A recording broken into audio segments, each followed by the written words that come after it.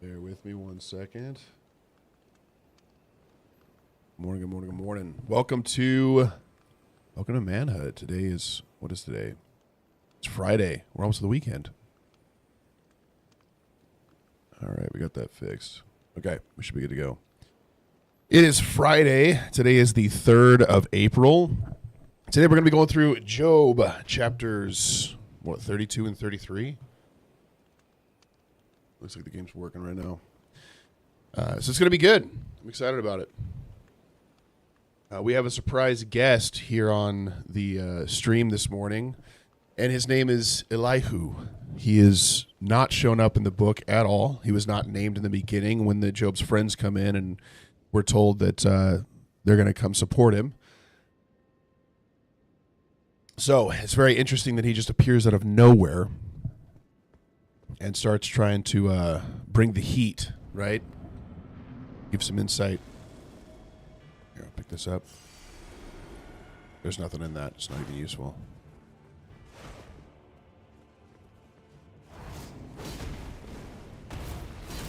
Missed. Let's kill this lady real quick and then we'll do that. All right.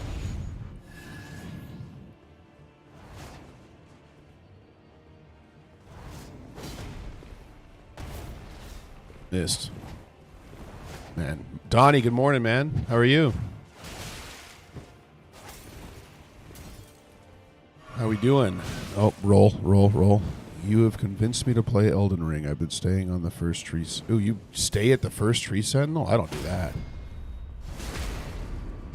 That's just space for sadness right there, dude.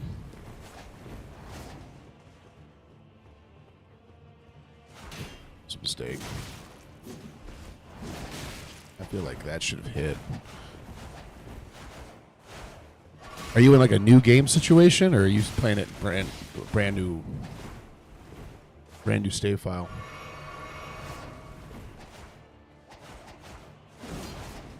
Okay, the fact that she can hop back in the middle of her spinning is crazy. You have to run past him and explore the world. Yeah.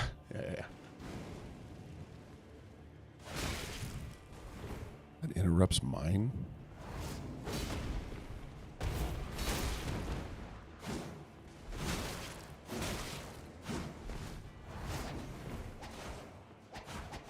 Hold on. Oh, come on.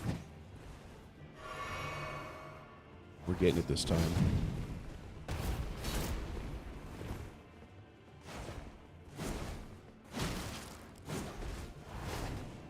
We're going to get it.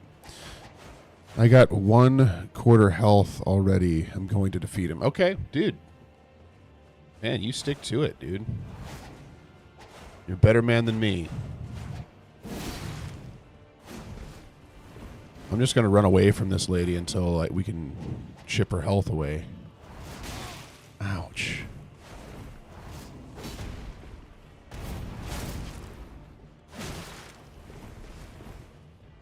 We're getting her low now. Mystery, I appreciate you liking the live, man. We're going to go through Job here in a little bit.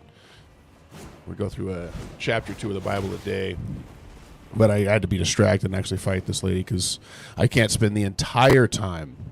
Big Stitches, what's up, dude? Oh, I pushed the wrong button. Oh, no. Okay, that should have not hit me. We're still on Job. We're going to be probably, 4 or 5 days left?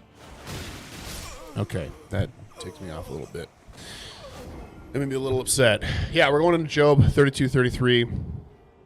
This is where just a random dude shows up sitting at work on Good Friday. Yeah, I'm about to go to work too. It's going to be fun. To honor the Lord as I work, you know. But some random dude shows up. Apparently he's been sitting here the entire time listening in. He's never been mentioned before. His name is Elihu. Don't know if I'm pronouncing that correctly. And he essentially says, okay, everybody stop. None of you are handling this right.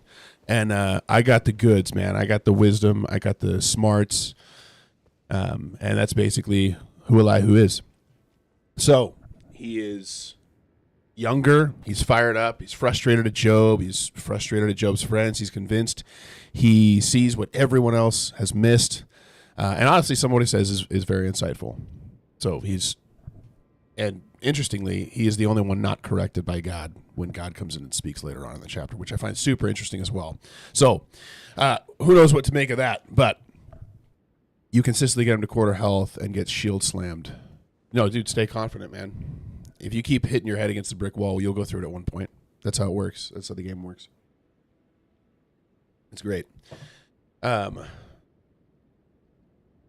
once again, I think the thing that stands out to me is we've got another guy who is confident he's got the truth, and it's still seemingly partially accurate. Watch this. Roll. Here we go. Okay. That doesn't do too much.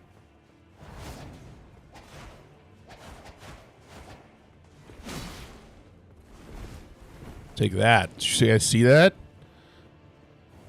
Nope. Nope. Don't. No. Oh, my goodness. Hold on.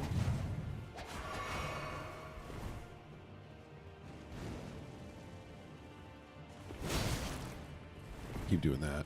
She's going to try to heal. No, that interrupts. Why does that that doesn't seem like it should interrupt me. It seems like that should...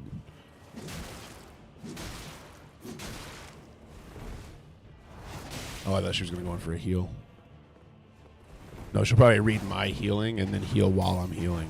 Watch this. Nope, she didn't. Okay, never mind. I take it back.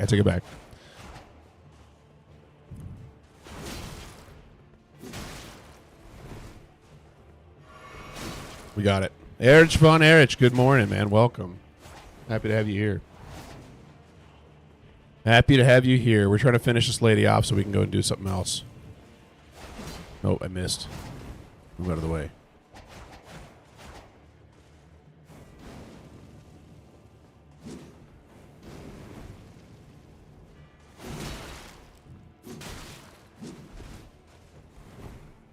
Oh, should have been there for that. All right, we almost got her. We do need to go through our proverb and our daily gratitude while we're waiting. I'll go through gratitude. I can't. Oh my goodness, I'm gonna die. Bloodhound Fang better than Blasphemous Blade. I don't know. I like the poise break. I've also got this weapon, which is fun. Like I can do this, but it doesn't interrupt, so it's hard to. Oh, it kind of does. Never mind. I'll take it back. It interrupts. Maybe that's the way to kill her the whole time. What's up, Josh? Happy Friday, man. Whoa, that was cool. We're like dancing with each other. Watch this. Nope, missed.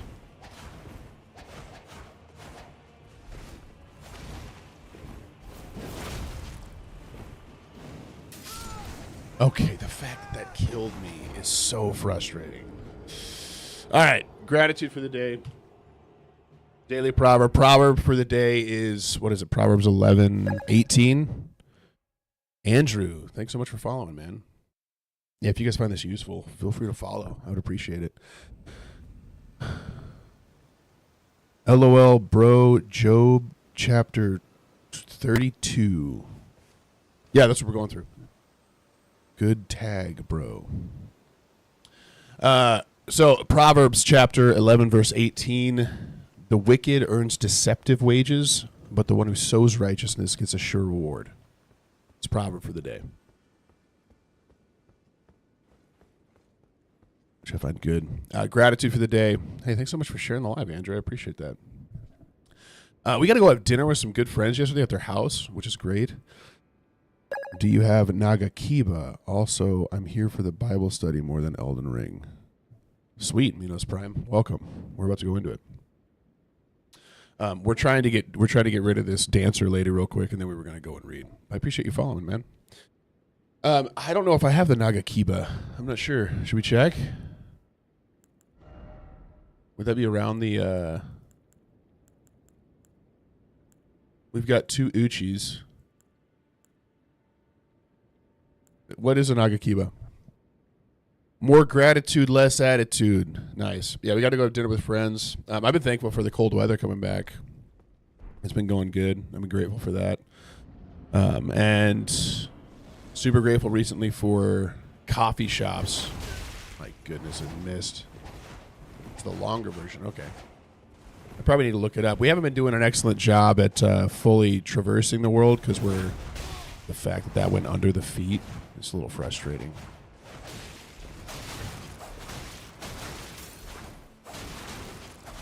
That's what we need to do. Just keep attacking so she doesn't have time to do anything else.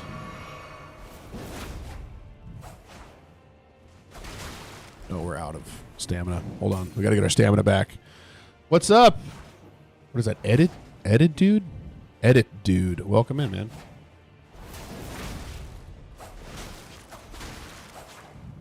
Nope. Roll out.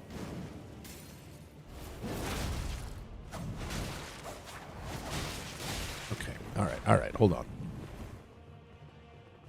Let's loop. Don't let her touch it. Don't let her touch it. Trust me, you need to go back to the regular game and upgrade, instead of DLC, and upgrade Bloodhound Fang to 25 plus. What do we have it to? I don't know what we have it to currently.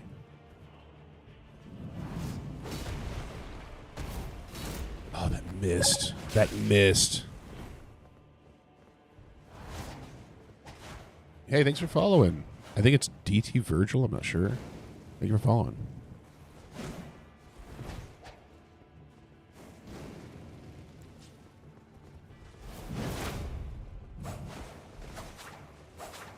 We're just going to dance together, me and her. Okay, that's ridiculous.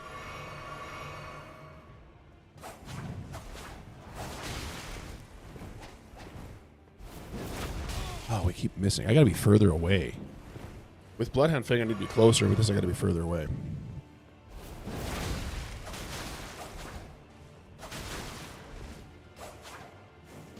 Okay, every time.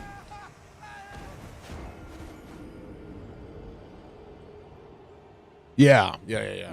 I'm just usually too far back. You're talking about the second R2 or whatever?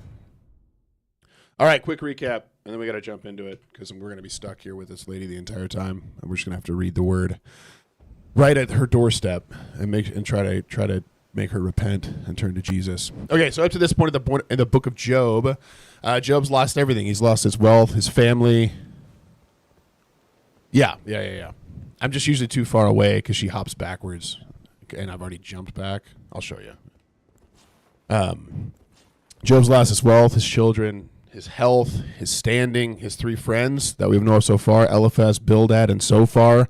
They've spent chapter after chapter arguing that Job must be suffering because of hidden sin. Rivers of blood. Yeah, I need more arcane for rivers of blood. I haven't been focusing arcane. So he must be suffering because of his hidden sin. Job has consistently defended his integrity. He's wrestled like openly and honestly directly with God, challenged their simple thinking, their simple understanding of God, and in chapter 31 gives, well, really kind of 28 through 31 gives a full defense of his life and character, and just the concept that wisdom is so rare, right? And now the original debate group has stalled, and we see a new challenger enter the ring. And that's Elihu. So that starts us out in chapter 32, which is going to be great because chapter 32 this is confusing for me, honestly. And so a lot of Job has some confusing tendencies. But so the three men ceased to answer Job because he was righteous in his own eyes. Essentially, he believed himself to be full of integrity. They couldn't convince him otherwise, so they ceased to speak. Then Elihu, the son of Barachel, the Buzite, in the family of Ram, burned with anger. He burned with anger at Job because he justified himself rather than God. This is an interesting reason for him to be upset. The other men were upset because he had essentially come after their integrity, right? That's why they were mad. That's why they kept getting defensive. And then this guy's upset because, in essence, when Job is airing his grievances, he justifies himself. So he's spending all this time talking about his integrity, his justice, his righteousness, rather than defending the integrity and the righteousness of who God is, right? Roll out, roll out. We got a couple good hits. Okay, that... I gotta start rolling into that. I'm sorry, guys.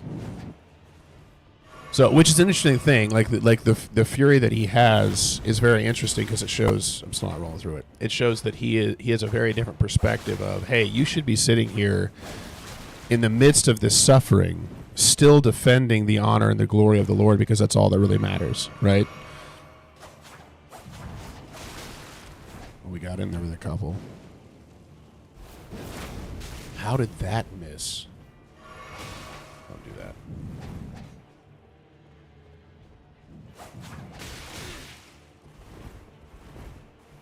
Do we get her swords when we kill her? Because I think that's what's going to be important. Okay. Oh my goodness, it's terrible. Terrible.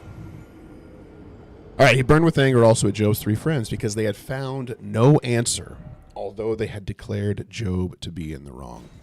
So, upset at Job because he was defending himself rather than justifying God and God's actions, and then upset at his friends because essentially he's like, how on earth can you have no response to what Job is saying and doing here?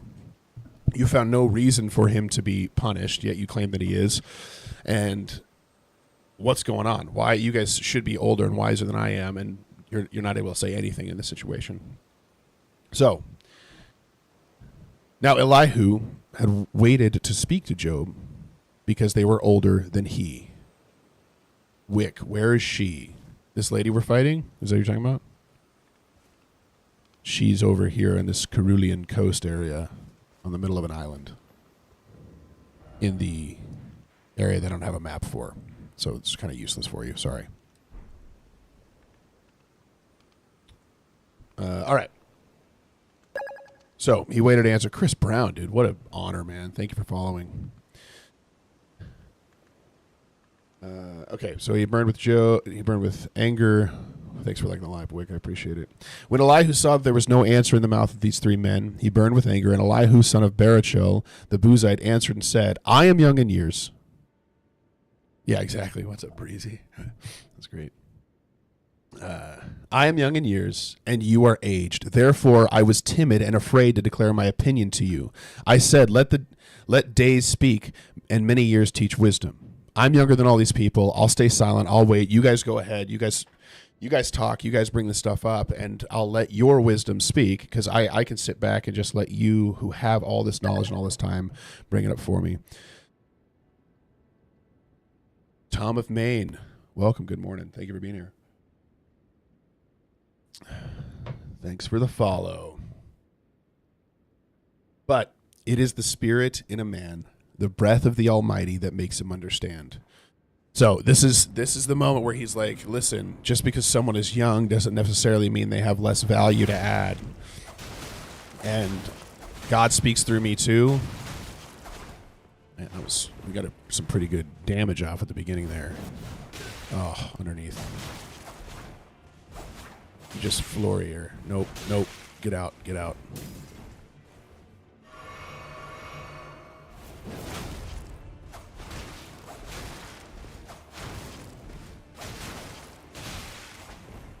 Back up. Get some more off. I think this is it. I think we're going to do it right here. Nope. My button didn't work. Hey, thanks, Symbols with a Cross, for liking the live. I appreciate it. Get a couple of those in.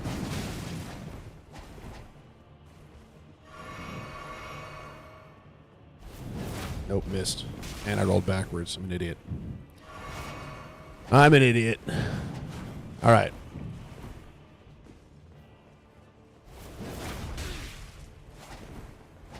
I agree. I love being able to speak to children when they are giving me their thoughts on life. Yeah. And we don't really know. I'm assuming he's not like a child as much as probably just a young adult. But it is interesting to me that he is the only one not corrected by God later on. And she's like dances away, and you can't get any hits off on her. And then I can't roll away because I ran out of stamina.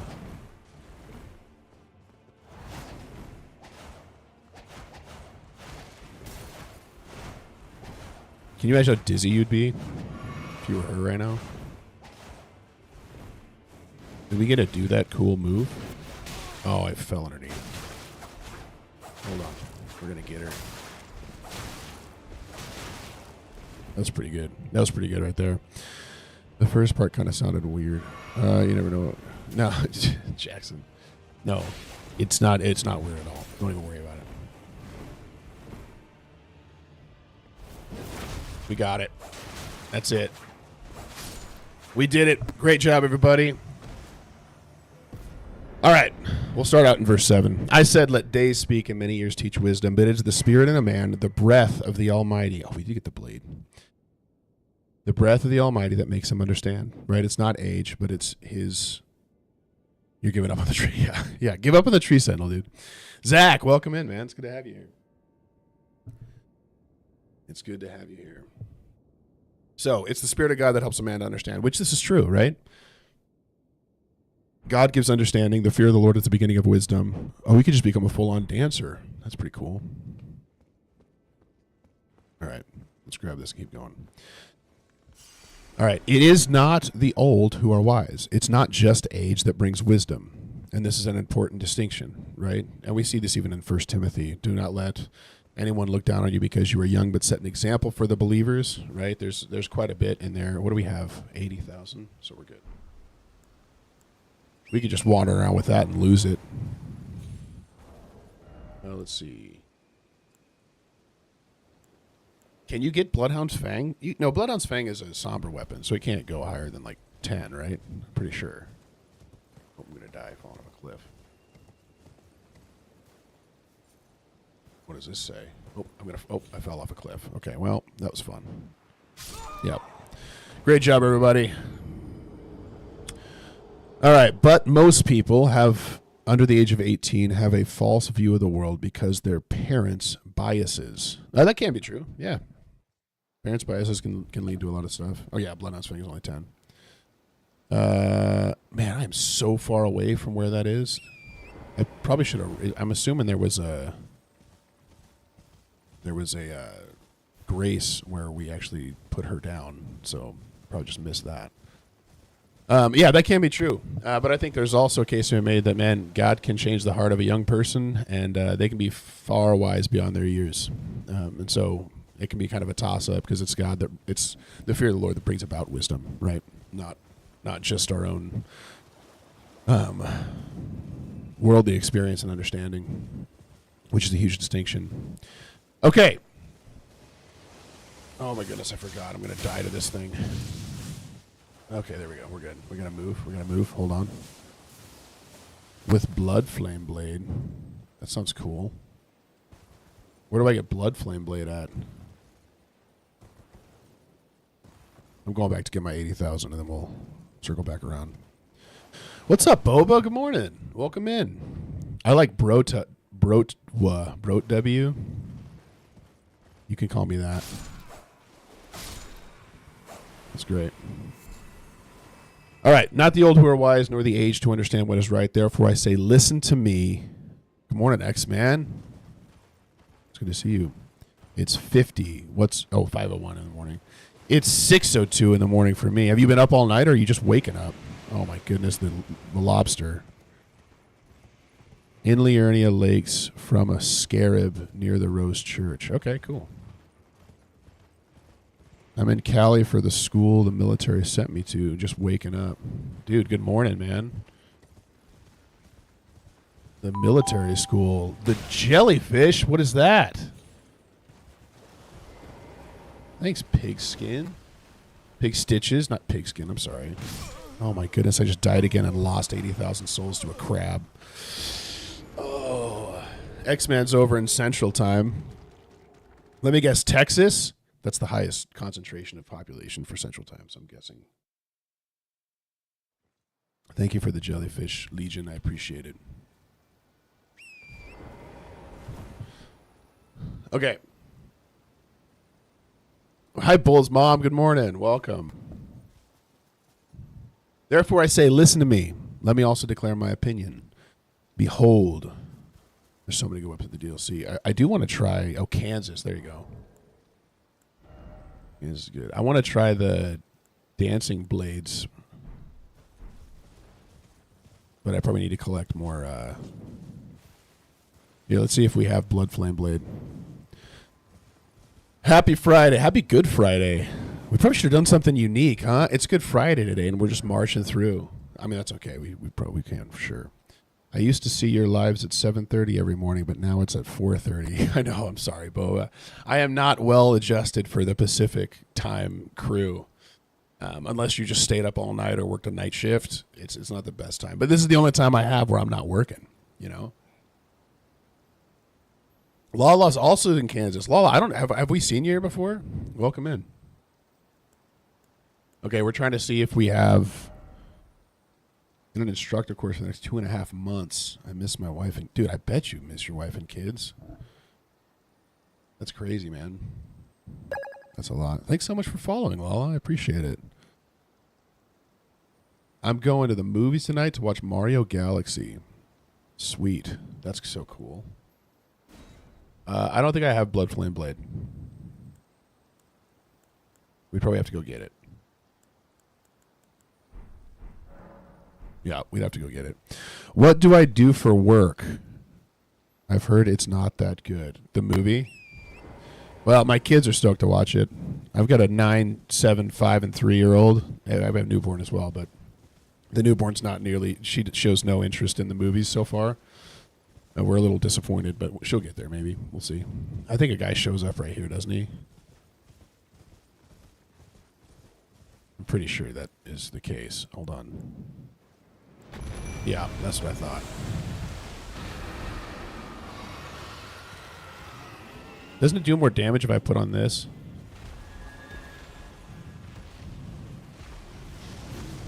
Hold on. Who's the King of Kings? Well, Dr. What is that? Popolito? Popolito? I don't know what that means in Spanish, so if I'm saying something inappropriate, I'm sorry in advance. Okay, that is ridiculous. The King of Kings is Jesus Christ. He's also Lord of Lords as well. And he is reigning in full power and authority in the throne room today.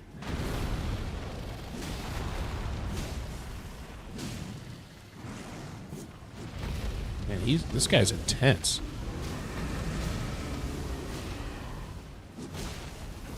Hold on, move out of the way. If you're asking what I do for work, I actually I oversee like a home services company, so we do plumbing, heating, cooling, drains, that kind of stuff. So I work with a team of about 40 people and just do stuff, you know. I know nothing about. I don't know how to do plumbing or heating, so bear that in mind. But that's what I do for work. So when I leave here, I go over there. Mustard, welcome back, man. It's good to have you here. Welcome back. Okay. Oh, I'm gonna die. Hold on.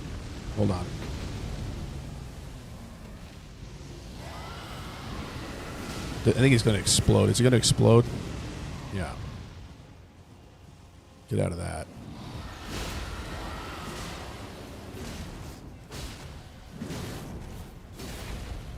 Oh, is he summons guys? That's crazy. Yo, Jamie, what's up, man? Hit him in the head a few times. Nope, don't stay there. Don't stay there. And then when he clocks out, he's a full-time dad. Bro's got unlimited energy, LOL. Well, I mean, kids are just fun, dude. Have as many kids as you guys possibly can. It's incredible. Jamie Bender says, can I get a shout out? Shout out Jamie Bender. That's, I don't, yeah. Great job, dude. Thanks for being here. I'm going to die. I got totally caught in a stun dragon fight.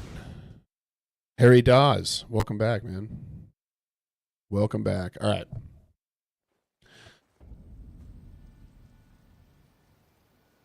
Hi. Okay. Therefore I say, listen to me. Let me also declare my opinion. Behold, I waited for your words. I listened for your wise sayings. While you searched out what to say, I gave you my attention. And behold, there was none among you who refuted Job or who answered his words. So y'all said a lot. Y'all made a lot of assumptions, a lot of opinions.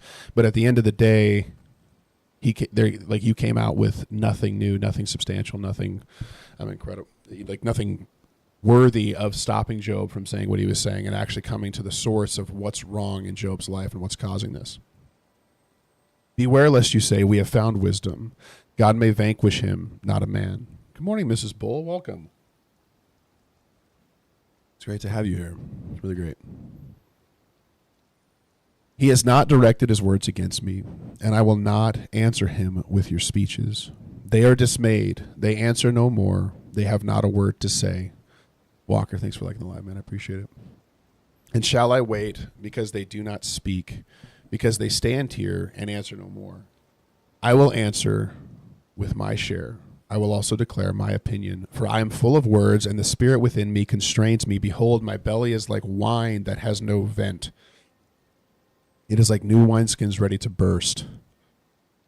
Josh, okay, Zach, the final dragon boss fight of the DLC should have been Shinron? Who's Shinron? I struggle being worldly when it comes to being materialistic. I feel like I'll never have enough to provide for the kids, even though I know that's not true. Yeah, that's a hard thing, man. Because we're driven, like we're very specifically driven as men. Like a part of our nature is to provide for our families, and like we're driven by purpose. That is like an aspect of our fulfillment. And so contentment is going to be a constant struggle for a lot of men. That's going to be an issue. Oh, I haven't seen Dragon Ball Z. I'm a failure when it comes to being culturally, what is that called? Like knowledgeable. Yeah, Donnie, I think I'm similar. Like I don't have any reason to feel as though I don't make enough or as though I need more. And yet there still is an element of, man, it doesn't really matter how much you make. It doesn't matter how far along you get. The reality is if you struggle with contentment, you're going to struggle with contentment no matter where you are in your life, no matter how far we get or how much we have or how little we have. And I think that's a consistent issue among a lot of people. And I mean, men and women. But it definitely tends to be men that do deal with that. Yeah, and what Donnie's saying is true as well. Like, we'll sit there for a while, be content, feel like we're doing good, and then all of a sudden it'll be like, man, there's a random need or want or desire that arises, and it's like, man, am I a failure that we don't have as much as we could possibly need to do everything we possibly ever think about or want? Zach says, if we have God, we have all that we need, though it's still a struggle. Yeah, that's super good, man. That's super good. I think finding the middle ground between contentment in every day, like that God is taking care of us, that it's going to be all right, and that we are made with a drive to go out and to conquer and to build and to create and to do something, and that is truly an aspect of what we're called to do. And remembering that it's like there, and I'm not saying it's kind of like an issue like pride is a sin, and I am in agreement, pride is a sin, but oh hey. Are you kidding me right now? Thank you so much for following. I appreciate it. And I think that remembering that, like, man, there is an element of like God has created us to pursue, to drive, to build, to keep on going. And so making sure that we don't overconflate and like build in this element of like downtrodden ourselves because, oh man, I should be more content and I'm not. Obviously we need to live in contentment. Now I just work hard occasionally. I'll take a few months of not overtime, then work one. Yeah, that's great. I don't know that there's an issue with that. Thank you for helping spread God's word. God bless you and your loved ones. Thank you so much. That means a ton. But I think remembering that like we are made to drive, and that's something that is supposed to some element consume us, right? The drive to actually take care of our family, to provide, to do these things should be something that has like an element of like oh no, I'm gonna die. of like overwhelming nature to us, and it should cause things with it. It's kind of like the sex drive of a man as well, or even some women. It's like, man, that can cause a lot of problems, but it is also an incredibly positive thing as well. Mellow Jam, thank you for liking it. 1 second. We gotta... Hold on.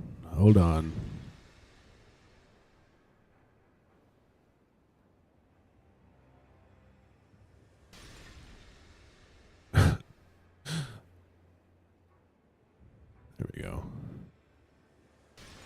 Had to hide a user on the channel. They were putting cuss words into the chat. They were doing a lot of work too. It was pretty impressive.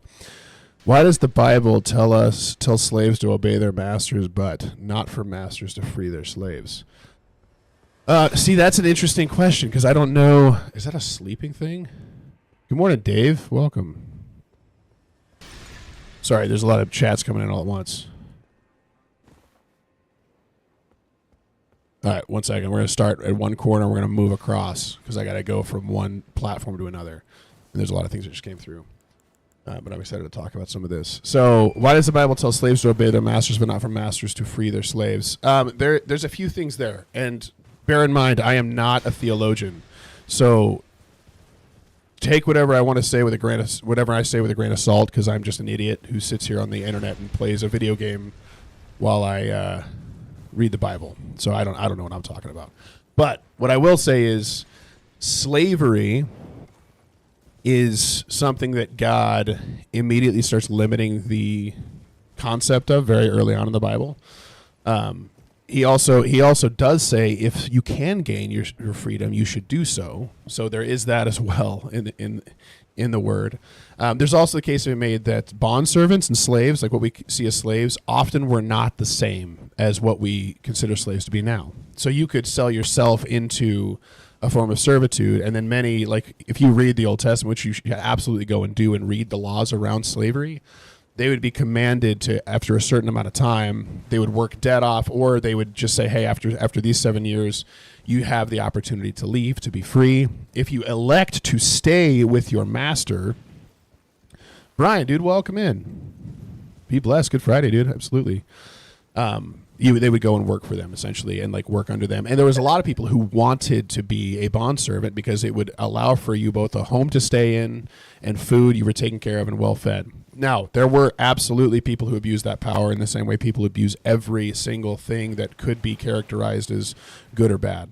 And I am grateful that slavery is no longer a consistent thing, at least where we live, but across the world it still is very common.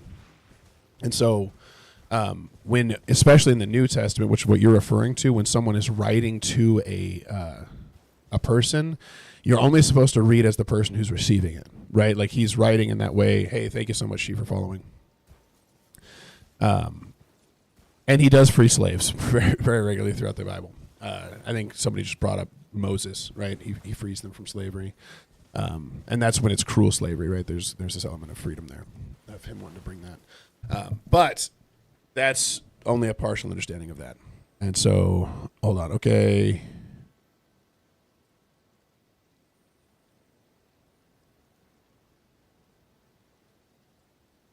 Man, there's a lot of chat coming through.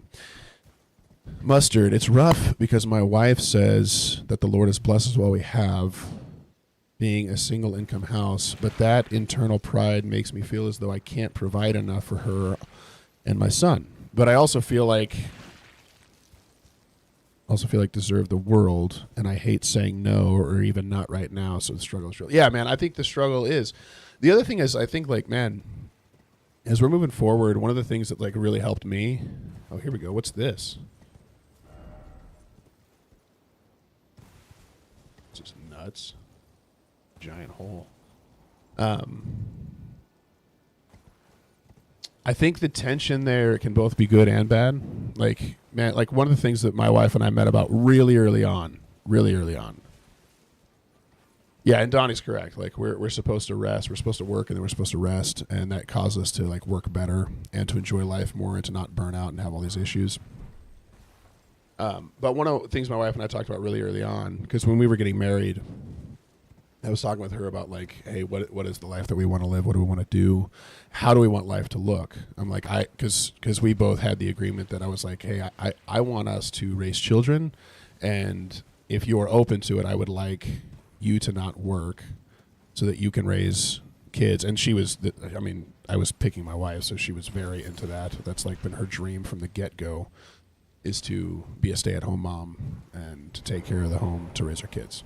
And so one of the agreements we had, because I was like an uneducated idiot, I was like, like not educated at all. I didn't go to college and do any of that. So one of the agreements was, I was like, hey, listen, I will make it to where you never have to work as long as you're okay with the possibility of living in total destitution for the rest of our lives. Like, there's a chance I'm not smart enough to find any good job. So if that's the case, like, you just have to be aware we're going to be living with very little and we're going to be content.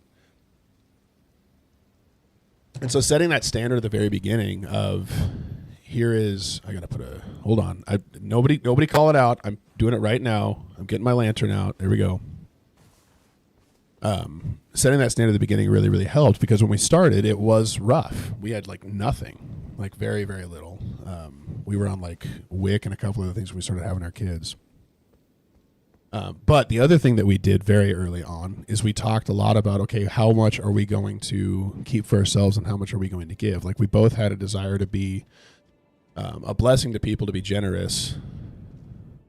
And so we met, like, we kind of sat down and I started like doing some reading on what that should look like. And we essentially made a plan from very early on of, okay, like from the moment of making like very, very little, maybe, I don't know, at one point we were making like $13 an hour, and we made a plan for, okay, here's at every level of income, if God blesses us with it, what we're going to give. And it's going to escalate in the percentage of our income, right? It's going to continue to escalate in our income as it goes up until essentially, if we reach a certain level, we give everything away. Right. And so we've got a structure there, and that changes a bit as we have kids and as the family grows, because the actual amount that we need in order to just survive changes. And it's not that we give everything away beyond the bare necessities of our life, but we continue to grow that and get more and more. Okay, some St. Trina's arrows. Are we talking about political stuff in the chat? I will say, I do not want this to become like a politically focused thing. We're just here to read the Bible together. But I think mankind has fallen, and I think that there is power corrupts, mankind has fallen, and that's about the extent of what I want to talk about there.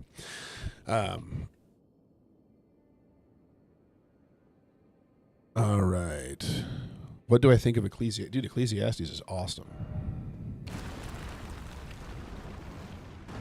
So glad I fell off that. Vanity, dude. Everything is vanity. Do video games fall under a rule of temptation? What is the rule of temptation? Can you help me understand that? Like, are you referring to a specific scripture? I was not trying to parry there. That's funny.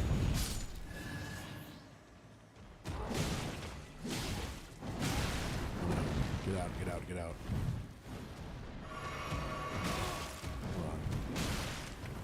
These guys are crazy, man. Got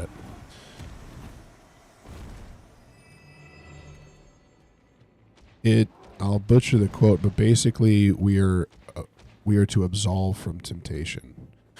I think that's like asking, does I think of an example of this. I'm just asking nobody. No, I appreciate it, Matthew.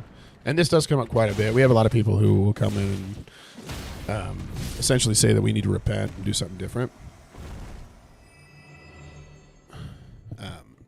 But what I'll say is this. I think anything can be a temptation unto man because mankind perverts everything.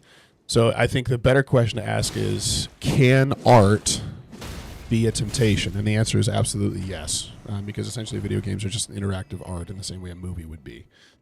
And so absolutely yes. It's like saying the question of, well, does sex fall under the rule of temptation? It's like, well, in the context of like a good marriage, with like in the context of a marriage, it's like no, like enjoy each other, and have a great time. But in any other context, yes, absolutely, it falls under the rule of temptation. And I think there are places that people fall into this stuff. Someone just brought up, like the temptations such as gambling or cheating. Sure, those things absolutely can fall into this. If someone's going and they have like packs and stuff on some video games, it can absolutely fall into that. But I think that's a heart condition of the person. So if you're here watching this and this is a temptation for you and you feel like this is like outside of what God has called you to do, then I think you should absolutely go and find something that you can find true fulfillment in.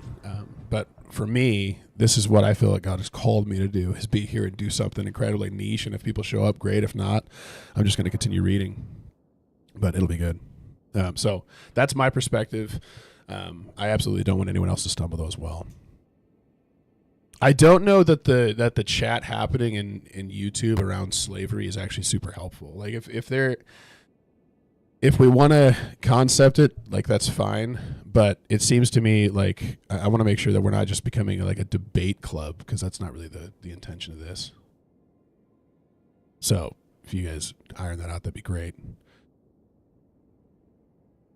Yeah, Matthew, and I think it's interesting because it's like what Jesus has done is essentially changed some of the perspective of like the direct legality of sin, right? He frees us from sin and then calls us to be essentially even more devoted, to give our entire lives, our entire hearts, our entire minds to him. But it does change, because to some people will have a massive issue gossiping and others are never even tempted to do so. Like we have all different proclivities, different drives, different natures. And so it's not as simple as, is this thing always a sin? It's like, is drinking a sin? Well, here's what I'll say. I think being given to drunkenness is absolutely a sin and a temptation for some people. There are others that can partake in a drink and have no drive to get drunk and to be given to some sort of like proclivity to addiction. And so it's hard to answer the question straight up. And I don't think we can biblically take the perspective that it's always wrong to drink, when Paul literally writes to Timothy telling him to take some wine for your stomach, right? And so what Jesus has done is he's taken this concept of the law, which we still so dearly, like our flesh wants to hold on to a law. We want a very, very clear, like yes or no, binary, this is okay, this is not, hey, slavery is wrong, what's wrong with the world, that kind of a thing. Sean, thank you so much for following, by the way. We want a very binary yes or no, because then I can check a box and I can move on. And Jesus came and literally said, this is the problem with mankind. You all want a yes or no check box of this is good, this is bad, I'll do this, I won't do this. I'll forget to love people all around me. This is what the Pharisees and the Sadducees did, is they had checked the box and then they held other people to a standard they couldn't live up to. They were utilizing the Sabbath for things that were totally unnecessary. They'd rather people suffer than be healed on the Sabbath. And we see the outcome of that. It's like Jesus came to fulfill these things so that it changes the perspective, and not that we do less, not that we sin so that grace may increase, but so that we're able to actually see the heart. He's going to kill me. I can't. Oh, thank you. We got out. But that we actually see the heart of what God was doing and what he wanted us to be a part of, and we can actually follow him.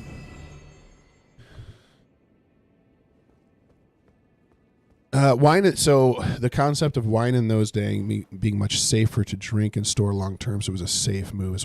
So that's fair. There was a lot of people who were drinking alcohol because of the what do you call that? The fermentation also kept it, right? It kept its what's the word? I don't know what the word is. Will, thank you so much for sharing the live. If you guys want to follow or share, that's huge. I appreciate it dearly. Yeah, it's different. There are some people who be like, well, at that point, it wasn't actually alcoholic. And that's just, we know that not to be true. We just flat out know that's not the case. We've totally derailed from Job completely, but that's okay. But yeah, kept it from spoiling. Exactly. It would hold its goodness.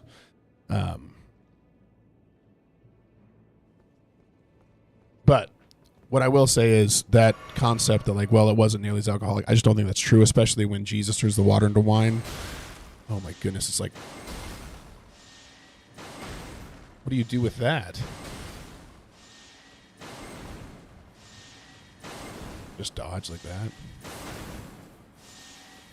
It's just like a rhythm game now. Oh, I'm going to die. Can we break him? Please. Okay, we're good. I'm unaware of Job. Like I said, I'm not religious. Could you give me a basic rundown? We do that at the beginning of every time. We do a recap. So Job, and I'll bear in mind, if you're not very religious, this can be hard to swallow, but this is in the Bible, so we don't shy away from it. What I'll say is this. So Job starts out, and he's wealthy. He has everything. Things are going really well for him. He is characterized as blameless and upright. God characterized him as a man who there is no one like him on the face of the earth. I'm going to die. Okay, we're good. I got to drink this here and then move. I think they're off on. Hold on. Nope, don't have it. Don't have anything. Oh, now he's all of a sudden hitting me. Okay. I'm going to get hit by that and die. Yep, I'm dead. Not a fan of that. I don't like this area.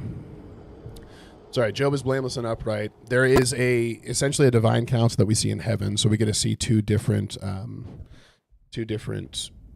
viewpoints of this event. One up in heaven, where the sons of God come before God. It's essentially a divine council. It comes up multiple times in the Bible, but it is definitely a mysterious piece here. And they come before God. Even the accuser, the adversary, who we call Satan, comes before God and presents himself and says, here's what I've been doing, showcasing that God has total authority and control over everything on earth, even the enemy. Hold on. Nope, I missed him. Nope. What is he doing?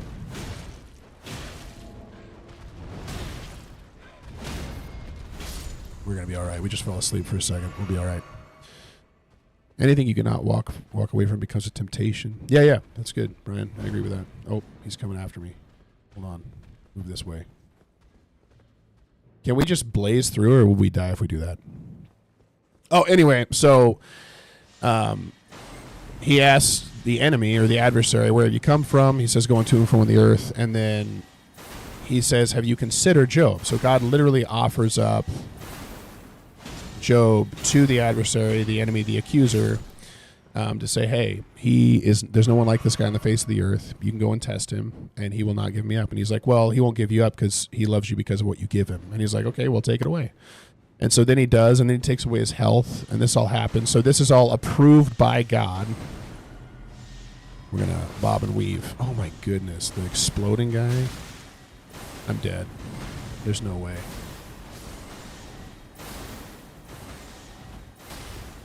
He can still hit me over here? He can. Okay. We're going to die. I couldn't do it. We should have ran straight that way. So he has everything stripped away from him. His friends come, and essentially this entire book is all about this debate over why this is happening to Job, because his friends that have come to support him don't understand. They believe that God only punishes those who've done wrong, and Job is defending his integrity and to Job's credit, he is the most righteous man on the face of the earth. So it's not false. A lot of what he's saying is not necessarily false. But now we have this young man who comes in, Elihu, who's talking, and he's upset with the men because they have not been able to defend themselves against Job, and he's upset with Job because Job has not. He's tried to give justification for himself and not justification for God. And so we're actually in Job chapter 33 right now. Supposed to be reading it, but we've just been talking about like biblical concepts and ideas for the last little while. But now hear my speech, O Job. This is Elihu. This is the young man. Listen to all my words. Behold, I open my mouth. The tongue of my mouth speaks. I'm just going to make sure I don't fall off a cliff. There we go. My words declare the uprightness of my heart, and what my lips know, they speak sincerely. So I'll stay silent no more. I'm going to speak my mind and my thoughts. Dung Frodo, welcome in, man. God bless you, dude. God bless you. All right. My words declare the uprightness of my heart, and what my lips know, they speak sincerely. The Spirit of God has made me. The breath of the Almighty gives me life. Can I hide under here? I can.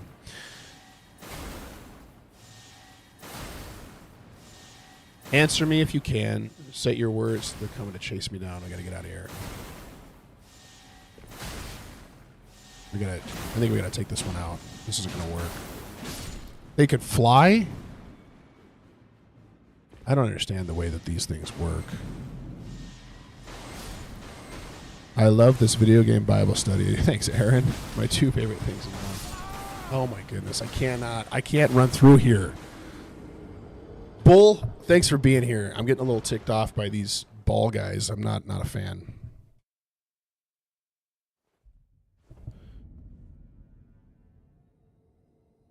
Are we doing Bible trivia, Jackson? Do you have a ranged attack? I do. Yeah, we got a bow. I just need to use it. But it's hard because you got to hide somewhere if you're going to use a ranged attack. We're going to have to hide. Hold on. We're going to jump down here. Try to not die. All right. Behold, I am so... Answer me if you can. This is Elihu speaking. Set your words in order before me and take your stand. Right? Hey, give me your feedback, Job. I want to hear this. There's a lot of Johns. There are a lot of Johns. Interesting thing, John is not short for Jonathan. John is actually a Greek translation of, I think it's Yohanan. And it's a completely different name. Oh my goodness, I can't handle this. Completely different name than Jonathan. So Jonathan is a very different Hebrew name that's transliterated.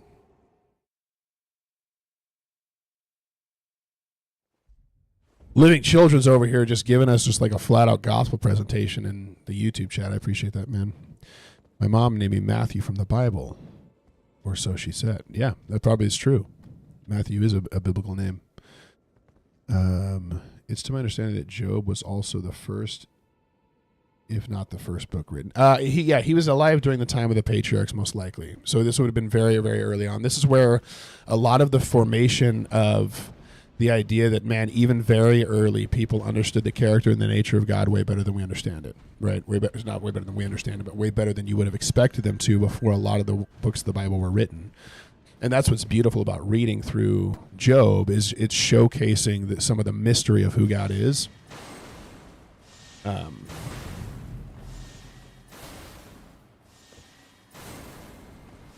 I stuck down here?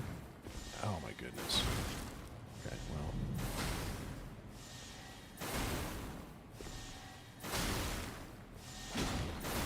Please, please, please, please. All right. Please. Hold on.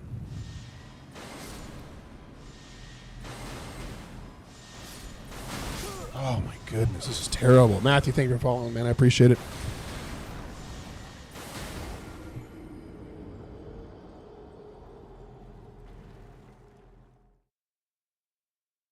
Yeah. Laura Vega. That's very true, actually. That's good. Not actually. I figured it would be. Bull was named from the Bible. Not Bull, but his real name. Yeah, I actually know his real name now, but I won't out him here. My name's not from the Bible, so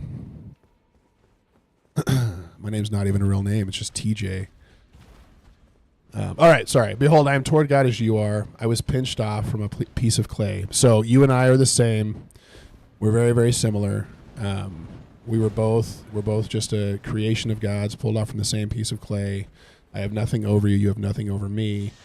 And essentially, this guy's coming across, I don't want to be offensive, but he's like, you know when some young kid tells you, well, I actually know what it's all about as well. This is kind of what's happening. And don't get me wrong, he does, there is an element of him having some wisdom here. So Elihu has some element of knowledge and wisdom. He does seem to honor and glorify God.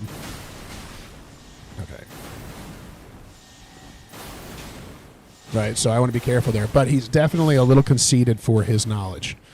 And so before he even starts saying really anything, he's coming in with, hey, don't fear me. Don't worry about, what I'm about to bring against you, because me and you are the same. Commandments, because the commandments are the perfect rules that God had set for us to live by, and we could not fulfill the law, so that's why Jesus came to fulfill the law. Yeah, amen, dude. Justin Peters, thank you for following. I appreciate it. There's a teacher called Justin Peters who has some interesting stuff to say. All right, here we go. Oh my goodness, if I die here. Okay, we cannot die now. Everyone has to keep me alive. Okay, I need everyone's support. All right. Okay. All right. Set your words in order before me. Take your stand. Behold, I am toward God as you are. I was pinched off from a piece of clay. Behold, no fear of me need terrify you. My pressure will not be heavy upon you. I am not going to push you. Thank you, Aaron. I appreciate that support. I'm not going to come against you. I won't push you too hard. Surely you have spoken in my ears, and I have heard the sound of your words. You say, I am pure, without transgression. I am clean. There is no iniquity in me. Behold, he finds occasions against me and counts me as his enemy. He puts my feet in the stocks and watches all my paths. So we'll see something at the very beginning here. I would actually suggest, or I would say, there is something interesting that I find when I read this. So he has listened. Elihu's listened, right, to what they have said generally. The thing I would caveat with is he's not perfectly articulating what Job actually said, which I think is important to recognize, because he's not correct. Job didn't say he's completely without sin. He said he is. Oh my goodness, I'm going to die again. Hold on. I have to drink this before I keep going in case one of those other guys wheels over here. He's not said he's completely without sin. He said he is integrity. He does say that he has not done wrong to people. But what I will say is Job does talk about, very similarly to what Bildad comes back with later on, he does bring up and talk about the fact that no one can truly be righteous before God. So he has said that, and now Elihu is partially explaining what he said, and he's doing a pretty good job. But he does say, like, I am pure without transgression. Job does say no man can be found pure without transgression, but also says, I will hold to my integrity because I have not done anything drastically wrong. Also, can I just call out real quick? This may not be a big deal for everybody else, but I got to derail for a second. It blows my mind. We just, across platforms, right, because we're not that popular yet, but I am mind blown by the fact that we just crossed 1,000 followers across platforms, which I think is a huge deal, and I really appreciate it. I'm kind of blown away anyone's watching this, but I'm very, very grateful. So thank you all for following. I really, really appreciate that. And yeah, we just crossed 1,000, which is huge in just a few months, which is great. Josh, hope you have a good day at work, man. I'm going to die to this thing here real quick. So yeah, I appreciate you all. Okay, so he counts me as my enemy. He puts my feet in the stocks and watches all my paths. Behold, in this you are not right. I will answer you, for God is greater than man. Why do you contend against him, saying he will answer none of man's words? For God speaks in one way and in two, though man does not perceive it. So Elihu's main contention here is not that he isn't going through something. He is going through something. It's not that he shouldn't be struggling. He is struggling. Elihu's main contention is that he is not holding to the honor and glory of God. That's what his issue is. It's like you're claiming things about God, saying God doesn't speak, God doesn't answer, God doesn't listen. He hides himself from me. He's against me, which we're going to see here in just a minute. After Elihu won't shut up for a while, he's like has the longest unbroken speech in the entire book. He just struggles to contain his words, kind of like me sitting here talking nonstop for an hour and 20 minutes by the end of this thing. But God does speak, and so Elihu's not wrong here. He's like, you're claiming God won't speak to you, you're claiming this, but like you don't even understand. There's often times where God is speaking, we don't even know he's speaking. That's what he's saying here. He speaks in one way, he speaks in two. Man does not perceive it. In a dream, in a vision of the night, when deep sleep falls on men while they slumber in their beds, and he opens the ears of men and terrifies them with warnings, that he may turn them aside from his deed and conceal pride from a man. He keeps back his soul from the pit, his life from perishing by the sword. So Elihu is introducing something a bit different here. These other guys have said, hey, you must have sinned. God is punishing you for this sin. Repent and turn back to him, and it will all go well with you again. Like, we know that God forgives. We know that he redeems. So go and turn back to him. And then Elihu is like, hey, you guys are not getting it. You're not correct. You can't answer Job for what's going on here. And Job, you're sitting here justifying yourself instead of justifying God, which you should be doing. I'm going to walk over here and die, and I should have said that thing first. But we're going to risk it. Okay, well, that's useless. It's not useless. I'm just saying that corner was useless. So Job's justifying himself, not God. And then Elihu says, I'm going to introduce something new here. And so he's like, hey, you're saying God doesn't speak. God does speak, and you don't know what he's doing here. And there may be a chance that he's literally pulling you back from something you're heading into, that he's not punishing you, but he's redirecting you. He's changing and he's turning you aside from whatever deed, whatever concealed pride you have. There's still the element of you must have sinned here, right? Which is wrong. But he's showcasing that it's not just about punishment, right? This may be something else. He's trying to redirect you. He's trying to show you something. He speaks all the time, and men don't even see it. They miss it, right? They totally miss the conclusion, like what God is saying here. And then it says, man is also rebuked with pain on his bed and with continual strife in his bones, so that he loathes bread and his appetite, the choicest food. His flesh is so wasted away that it cannot be seen, and his bones that were not seen stick out. His soul draws near the pit, and his life to those who bring death. If there be for him an angel, a mediator, one of the 1,000, to declare to man what is right before him, and he is merciful to him, and says, deliver him from going down to the pit. I have found a ransom. Let his flesh become fresh with youth, and let him return to the days of his youthful vigor. Then man prays to God, and he accepts him. And he sees his face with shouts of joy, and he restores to man his righteousness. He sings before men and says, I sinned and perverted what was right, and it was not repaid to me. So in a lot of ways, he's essentially giving us a gospel presentation. He's like, mankind have all sinned. They've all fallen short. They're all going the way of death. Their bodies are wasting away in decay, and they are spiritually dead. And in his case, they're closer and closer to physical death as well. Oh, we got skeletons. Oh my goodness. All right, we got to get out. Oh my goodness. Hold on. I'm stuck. Okay. That was fun. That was nice. Really, really enjoyed that. So God is going to send somebody, an angel, a messenger, someone else to mediate, someone else to redeem, and he's going to pull us out of the pit, right? He's giving something that is in the core context of who God is. It's in God's nature. And it may be slightly... Are those the DS1 skeletons? I don't think I caught that. Where are we at? Are we this way? No, that's the way back. Okay, we're going this way. And when they do that, right, when we're redeemed, there is a repentance. There's a true turning back to God, right? I was a sinner. I was wrong, but now I'm coming. I look upon the light, right? My life should look upon the light. Behold, God does all these things twice, 3 times with a man to bring back his soul from the pit. He is using this to redeem, to bring you back to who he is, right?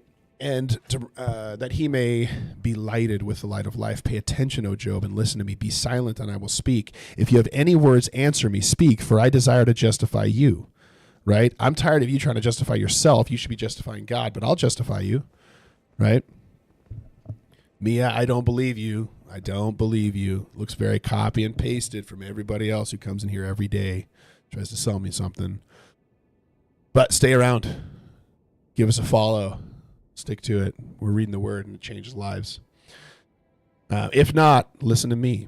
Be silent and I will teach you. Stop justifying yourself, justify God, and I'll justify you. Let me sit here and help you clarify what needs to change.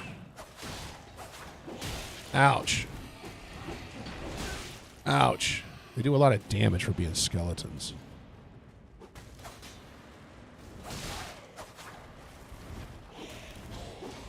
Oh, I thought they were throwing those things. Is this a big blob?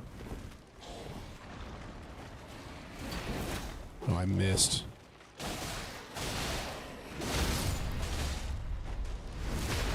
We got them. Oh, they're coming back. They're coming back.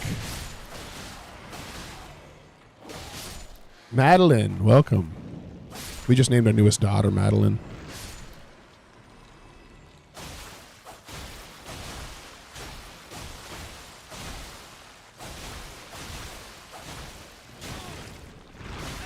Ouch. Ouch, ouch. Yeah. No doubt, no doubt. That's right. It's a good name.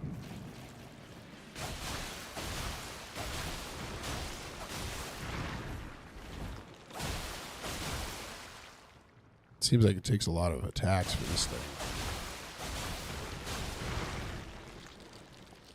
Fill it up. Fill it up. All right, we're good.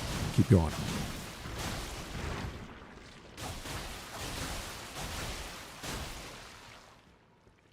Hold on. We got to walk around this side.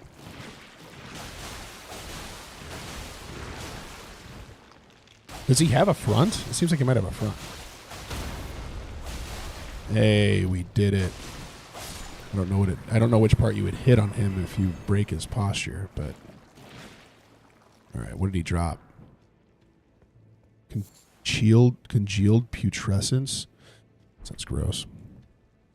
That sounds super gross. All right, life application time. We got to finish out because I'm supposed to be getting ready for work right now, and I'm going to get in trouble. They're going to get mad at me for not being there early. That's not true. They don't care. No one cares. Oh my goodness, who is that?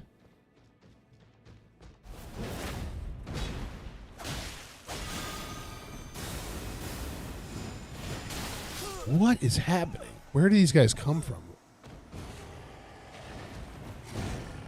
Oh no, you better hurry. All right, real quick. We're going into a little closing piece here real quick. Life application for me, a couple things. First off, I will say, off topic, have you read If the Tree Could Speak by Tim Tebow? No, I have not. Is it good? I've never read that. Never read it. All right. So life and experience, like my first thing that came to mind is that like life experience don't necessarily equate to wisdom. There are quite a few people that are very, very old and yet have not gained an immense amount of wisdom. And so remembering that it's the fear of God that brings about wisdom. That's the beginning of it. If someone doesn't fear God, they're going to very much struggle.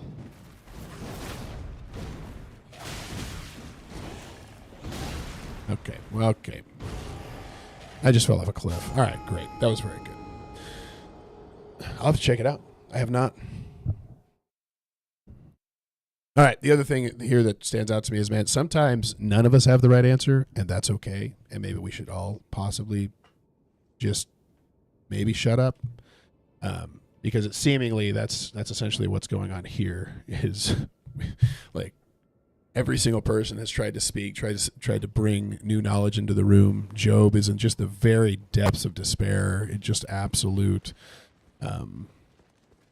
sadness, and none of these guys are actually super helping. It seems like Elihu is bringing some good information, which I do appreciate, and he has a deep honor for God. Oh my goodness, please no. Yeah, of course, that makes sense. All right. Also, being careful, like if you're full of anger, being careful about how we speak is super important. From the very get-go, he's coming out with anger as a main driving force, and I think that can be very, very dangerous for us to misuse words. And down ahead, really? Oh, you can go down ahead. Look at that. Is this going to be another guy that kills me down here? Mass of putrescence. Behold, seed. Oh, nope, it's more flamethrowers, though. Let's roll. Oh, my goodness, these things. I can't handle it. All right, I gotta go order from work.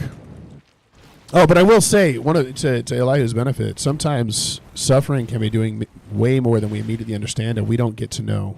Sometimes we never get to know the outcome of why we're dealing with the pain that we're dealing with, the suffering we're dealing with, and like the reality that we should be leaning into justifying God and His authority is actually super important. Mustard. I just want to say before you head out, all glory to God, but you have become part of my morning routine. It's basically pray, gym, bio rating you, then work for who knows how long, LOL. I really do hope and pray God blesses you. Man, I so appreciate that. I'm really super grateful, and I don't feel I don't even feel like I should have the honor and authority to do this. And I think that's something I've been thinking about a lot is like, man, we talked about this actually. I'm part of kind of a teaching planning meeting for our church Sunday mornings as well. And this is something that came up is like the concept that we can simultaneously, like, I can see myself being worthy of death, despair, and the pit, as well as being worthy of like being able to spread the word of God at the same time and holding those things in hand only because of Jesus. Like what Jesus has done has allowed me to both see myself like shouting, crucify him, right? And Good Friday is a good day for having this conversation. Like I can both see myself shouting, crucify him, and also shouting, Hosanna to the Son of the Highest. I can see myself shouting, crucify him, and also standing in the throne room when the Lamb reappears and saying, worthy are you to receive honor and glory and wisdom and power forever and ever. Excuse me. To one who sits on the throne under the Lamb. Like those both being true at the same time is just, it's insanity. It's crazy. And so I'm just grateful that God has allowed to redeem me and to change my heart and my mind and use me to some degree, right? That we all got to come together and do this in the morning. And it also helps me. Like I'm actually having to get into the word and really focus in and read it because we're going to talk about it. And so Burton, thank you for sharing. Thank you for liking the live, man. I appreciate it. So with that, I do need to go here. But I wanted to get to the top of this little hill thing and see where we ended up. And we're just back to where we died earlier. Okay, cool. Tomorrow, we're going to be going through a couple more chapters of what Elihu says. Teaching junior church and K to second in my church. I totally understand. I feel the same. Yeah, man, it's crazy. Like, God allowing us useless, like, not that we're useless. Like, with him, we're not useless. But God allowing us, even in our uselessness, to be used by him and to, like, redeem us into something super useful just blows my mind. It's crazy. It's not something I deserve. And I'm super grateful for it.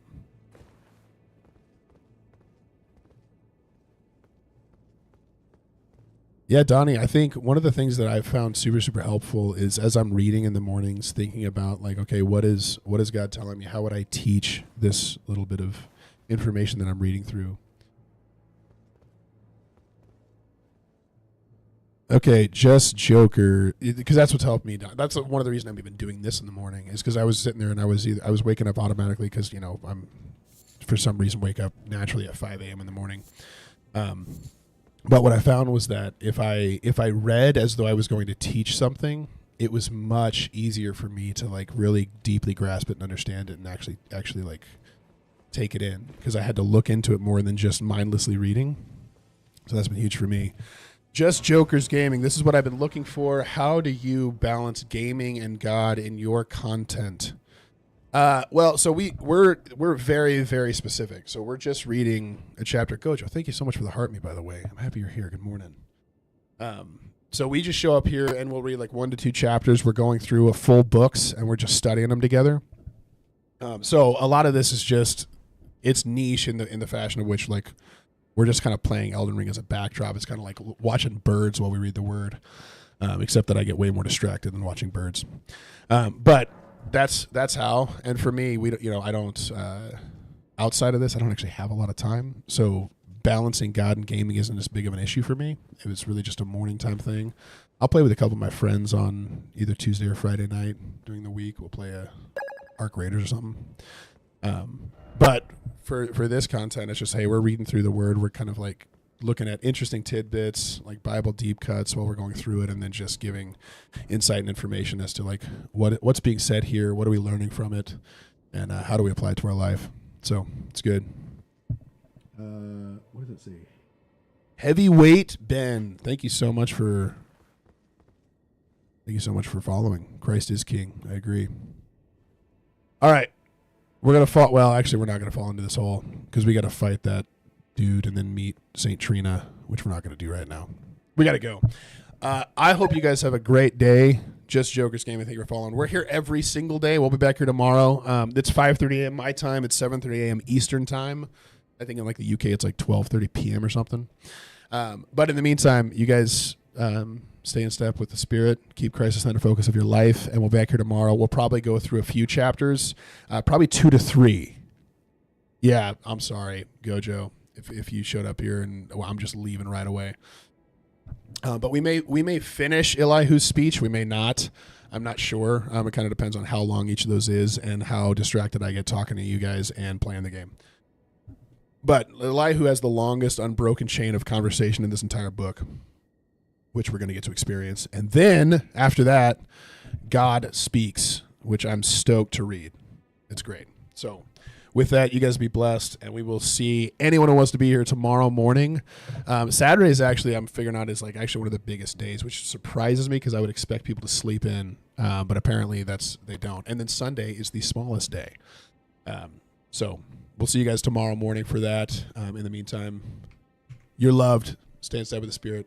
Keep Christ in the focus of your life. All right, bye.